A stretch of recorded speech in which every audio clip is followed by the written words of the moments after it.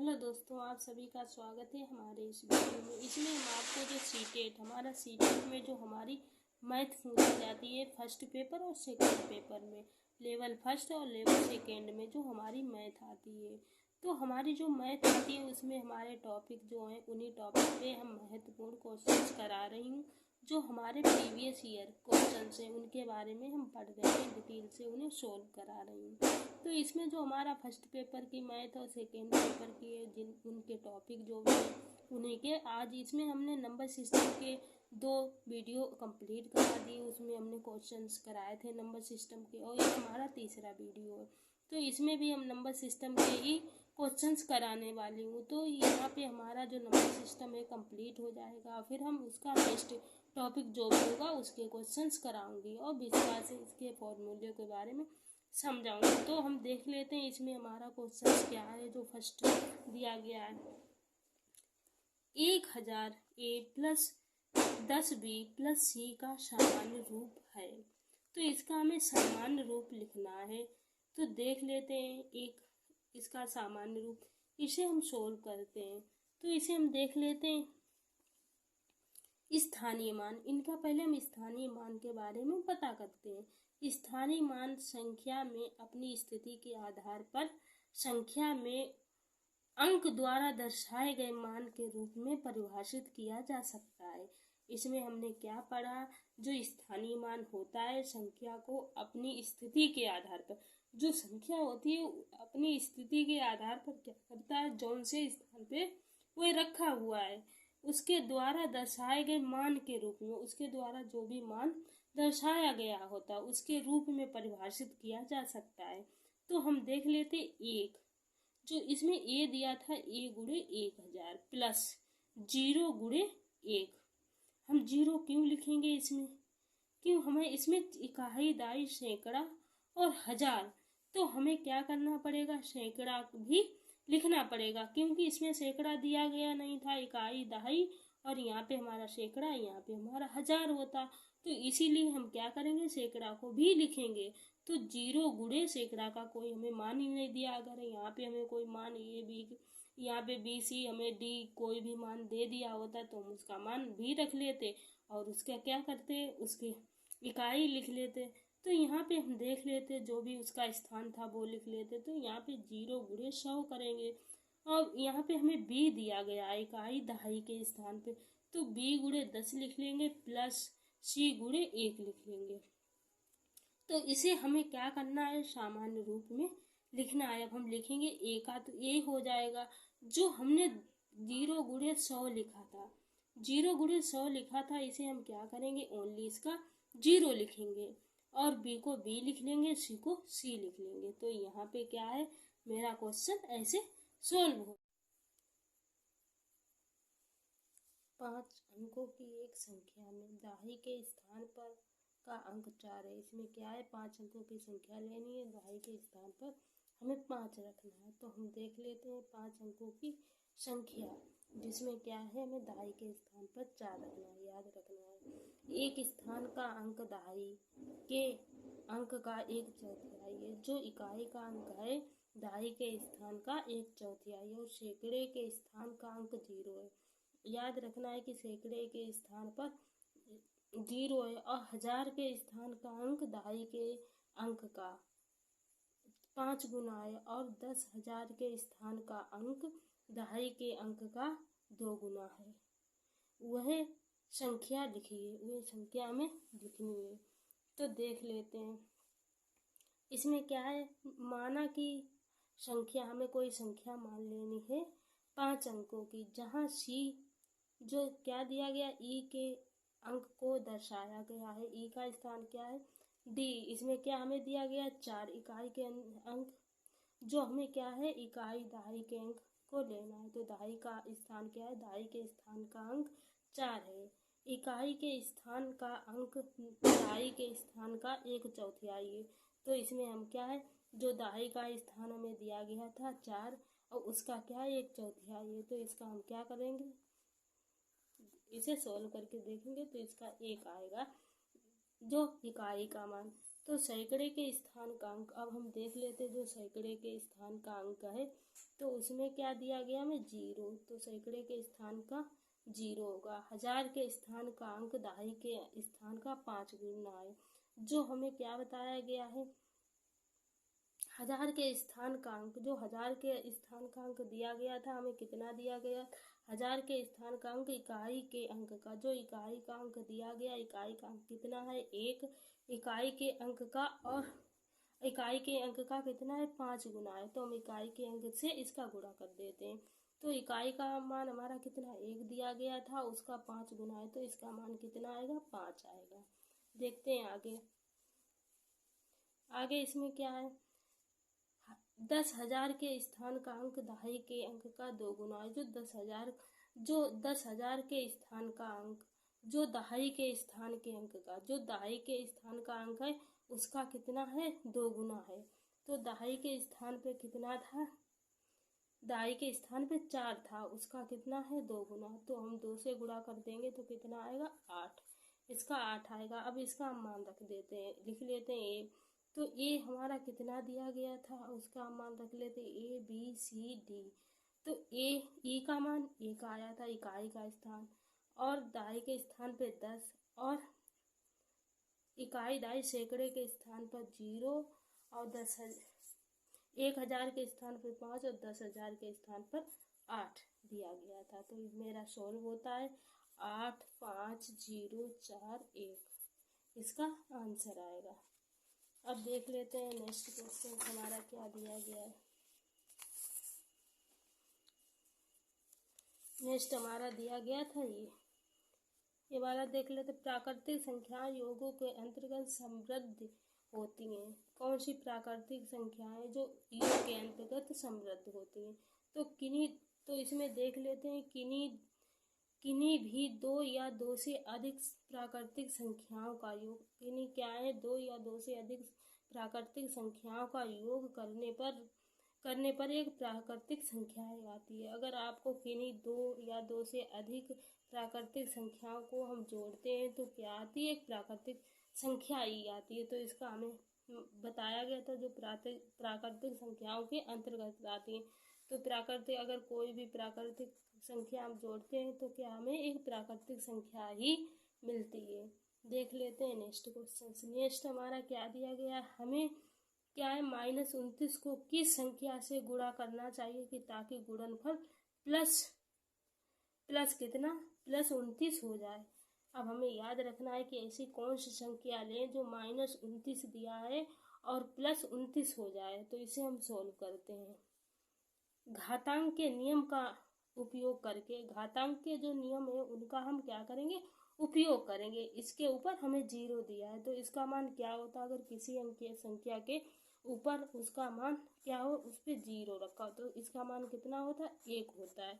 तो हमें क्या करना है कि जो घातांक के नियम का उपयोग करके हमारे पास a बराबर 1, जहाँ पे a इक्वल नहीं है 0 का, 1 बराबर 0 नहीं है, तो 29 a का मान कितना होगा 1 होगा, और -29 का मान 1 होगा, और 29 का मान 1 होगा। इस पे कोई अगर माइनस में हमें कोई संख्या अंदर दी है, उसका मान अगर 0 दिया गया, संख्या कितनी भी हो, तो उसका मान 1 ही आता है। तो हम यहाँ पे देख लेते 1 से गुणे -29 लिख लेते हैं, इक्वल में बराबर में 29।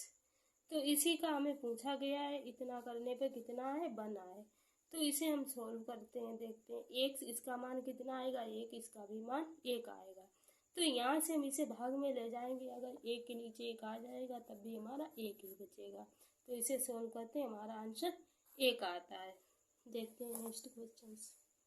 नेक्स्ट में क्या बताया गया है, हमें 5 अलग अलग शून्येतर अंकों से बनी सबसे बड़ी संख्या के अंकों का क्रम को उलटने पर प्राप्त नई संख्या समान अंकों का उपयोग करके 5 अंकों की संख्या बन जाती है। हमें क्या करना है, 5 अलग अलग शून्येतर अंकों से बनी सबसे बड़ी संख्या के अंकों का क्रम उलटने पर, उनका क्रम क्या करना हमें उलट देने पर, तो क्या समान अंकों का उपयोग करके 5 अंकों की संख्या संख्या कौन सी संख्या बन जाती है। तो देख लेते स्थिति, इसका सलूशन देख लेते हैं। स्थिति मान को संख्या के अंक की स्थिति के आधार पर संख्या में अंक द्वारा दर्शाए गए मान के रूप में परिभाषित किया जा सकता है। तो देख लेते हैं, हम संख्या ले लेते हैं 9, 8, 7, 6, 5, 5 अंकों की संख्या ले ली। तो इसे हम परिभाषित करके देख लेते हैं। 9 गुणे 10,000, 8 गुणे 1,000, 7 गुणे 100, 6 गुणे 10, 5 गुणे 1। तो इसे हम ऐसे गुणा करके फिर हम लिख लेते हैं 9,000, 9,000। इसमें क्या इकाई, दाई, सैकड़ा, हजार, 10,000, 90,000, 8,000, 700, 600, 500। अब इन्हें हम लिख लेते हैं सामान्य रूप में। 9, 8, 7, 6, 5। तो कितना आएगा? तो 5 अगर क्या इसमें दिए गए 5 अलग अलग शून्यांतर अंकों से बनी सबसे बड़ी संख्या 9, 8, 7, 6 है। और फिर इन्हीं का क्रम हमें क्या करना है? उलट देने पर। इसको हमें क्या करना है? उलटने पर। यदि अंकों को क्रम को उल्टा करते हैं तो प्राप्त नई संख्या, नई संख्या में क्या मिलती है? 5 जो हमारा पीछे है वो आगे आ जाता है, 6 आएगा, 7 आएगा, जो बड़ी संख्या है सबसे लास्ट में पहुंच जाएगी। अब हमें इसका क्या करना है? तो हमें संख्या क्या प्राप्त होती है? 5, 6, 7। तो सबसे छोटी संख्या जो सामान्य अंकों का उपयोग करके बनाई जा सकती है, तो हमारी ये क्या मिल गई? सबसे छोटी संख्या बनाई जा सकती है। तो देखते हैं नेक्स्ट क्वेश्चन हमारा दिया गया है। नेक्स्ट में हमारा क्या पूछा गया? जो 19 वाला है, इसमें क्या है? नीचे हमें 2 स्तंभ दिए गए हैं और स्तंभ फर्स्ट और स्तंभ सेकेंड दिए गए हैं। तो इनमें क्या है? स्तंभ फर्स्ट के प्रत्येक मध्य को स्तंभ सेकेंड के संगत मध्य से हमें सुमेलित करना, मिलान करना है। तो देख लेते, 2 क्रमागत पूर्ण संख्याओं का अंतर सम होता है।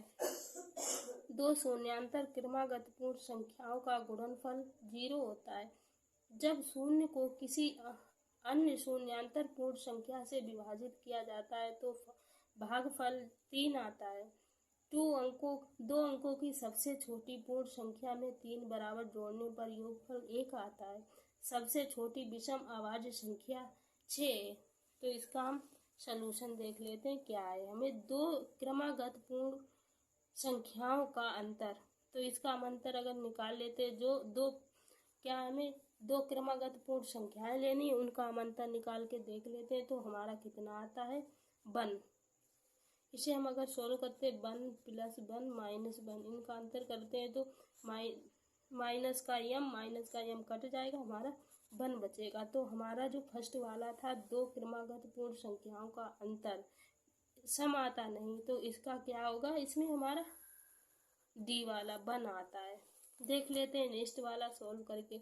2 शून्यांतर क्रमागत पूर्ण संख्याओं का गुणनफल यम प्लस, इन्हें हमें क्या 2 शून्यांतर क्रमागत संख्याएं लेनी है और उनका योग क्या करना है? हमें उनका गुणनफल करना है। तो हमें संख्या यम प्लस यम प्राप्त होती, हमें क्या स्क्वायर प्राप्त होता है। तो इसका हमारा क्या होगा?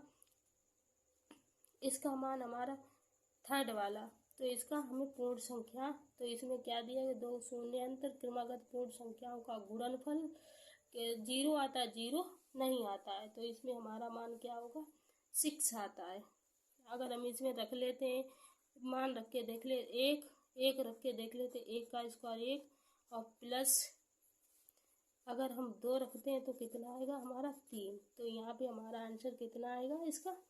3, 2 का 3 वाला। अब नेक्स्ट देख लेते हैं। जब शून्य को किसी अन्य शून्यांतर पूर्ण संख्या से विभाजित किया जाता है तो भागफल, तो हमारा भागफल कितना आता है? 0 आता है। तो इसमें हमारा कौन सा होगा? बी। 2 को सबसे छोटी पूर्ण संख्या में 3 बार जोड़ने पर, अगर 2 को सबसे छोटी संख्या में हम 3 बार, सबसे छोटी संख्या 0 + 2 + 2 + 2, तो हमारा क्या होगा? हमारा इसमें आंसर आएगा 6। अब हम देख लेते हैं नेक्स्ट हमारा क्या दिया गया है। अगर हम इसमें रखते हैं 2 4 होगा, यहाँ पे 4 होगा, यहाँ पे हमारा 6 आएगा। तो इसका हमारा आंसर 6।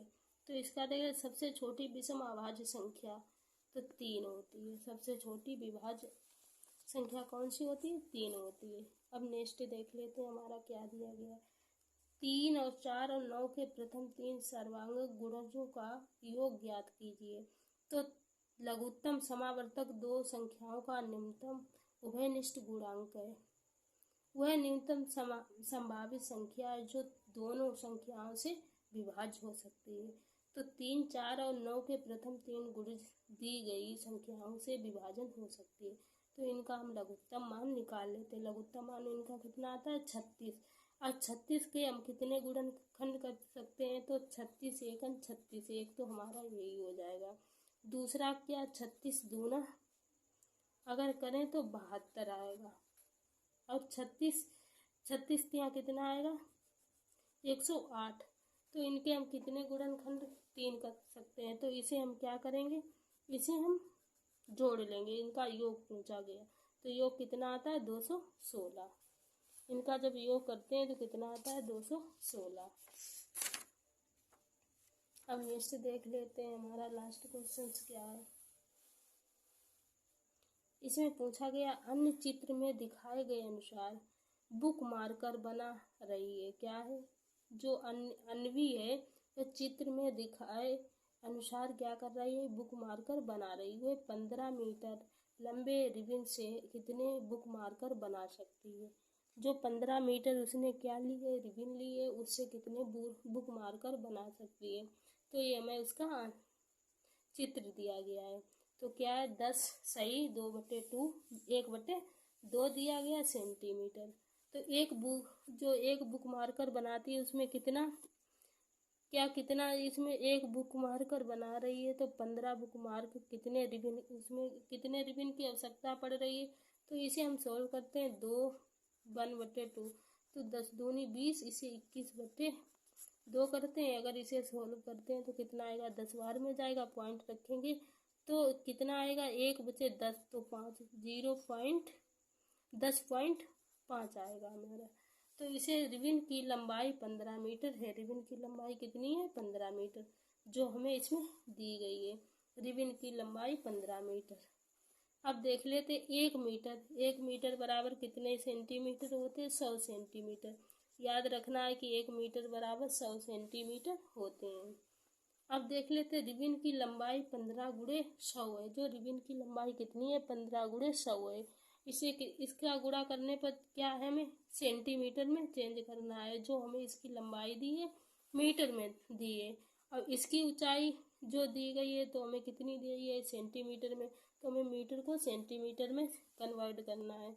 तो हम क्या करेंगे? 100 से गुणा करेंगे। आपको याद रखना है 1 मीटर बराबर 100 सेंटीमीटर होता है। तो इसमें देख लेते हैं। तो 15 दी गई, इसमें हम 100 को गुणा करेंगे तो 1500 सेंटीमीटर हो जाए। इसके द्वारा बनाए जा सकने वाले कुल बुक मार्कर तो 1500 105 का हम भाग देंगे तो हमारा सोल्व होने पर कितना आएगा? हमारा ये हमने हल किया तो कितना आया? 142.8 आया। तो 15 मीटर लंबे रिबन से 142 पॉइंट बुक मार्कर बना सकती है। तो इसे हम अगर सोल्व कर लेते हैं तो 1500 लिख लेते हैं। 1500 लिखने के बाद हम क्या करते हैं? नीचे 105 लिख लेते हैं। तो अगर इसे हम क्या करेंगे? 3 से या 5 से भाग देते हैं तो क्या हो जाएगा? 15 हो जाएगा। अब 3 से अगर हम भाग दे लेते हैं तब भी हमारा, तो हम 3 से इसे भाग दे के देख लेते हैं। पहले हम इसे 5 से 5 दूनी 10 हो जाएगा। 5 दूनी 10 बचेगा 25। यहाँ पे 5 हो जाएगा और यहाँ पे हमारा आएगा 25 25 आएगा और यहाँ पे हमारा जी 3000। तो हमारा कितना आएगा? 1500। अगर हम इन्हें 1500 को क्या करेंगे? 21 से विभाजित करेंगे तो कितना आएगा? जो हमने लिखा है 3000 गुणे 2100, 21 हमारा बचेगा। तो इसे हम अगर सोल्व करते हैं तो हमारा कितना आता है? 7 या 21 हो जाएगा और 7 एकम अगर हम इसे 3 से काटते हैं 3 7 21 हो जाएगा और 10 आएगा यहाँ पे 3 10। तो यहाँ पे हमारा कितना आएगा? 100 बचेगा। अगर हम 100 को सोल्व करते हैं, 7 से भाग देते हैं, जो हमारा 1000 बचता है उसे हम क्या करेंगे, 7 से भाग देंगे। तो क्या बचेगा यहाँ पे, 7 एकम 7 हो जाएगा हमारा। 7 3 की तो कितना बचा, 30 बचा। 7 कम 7 14, 7 3 21, 7 चौक 28, तो हमारा 4। और फिर हमारा कितना बचता है, अगर हमारा यहाँ पे 7, यहाँ पे 30, यहाँ पे हमारा 2 बचता है, तो हम कितना, 7 दूनी 14, 20 आएगा हमारा, तो 7 दूनी 14। हमारा अब कितना बचेगा, 7, हमारा 6 बचेगा। तो हमने पॉइंट रखा तो हमारा हो गया 60। तो हम लिखेंगे 7 8 56, 7 9 63, तो हमारा 7 8 56, 7 9 63 ज़्यादा, 7 8 56। तो यहाँ पे हमारा कितना आएगा, 142.8 आया है। तो यहाँ पे हमारा कितना, 15 मीटर लंबे रिबन से 142 बुक मार्कर हम बना सकते हैं। पॉइंट वाला हम नहीं लेते हैं, तो 142 बुक मार्कर बना सकते हैं। तो यहाँ पे हमारे सारे प्रश्न कंप्लीट होते हैं। मिलते हैं नेक्स्ट वीडियो और न्यू टॉपिक के साथ।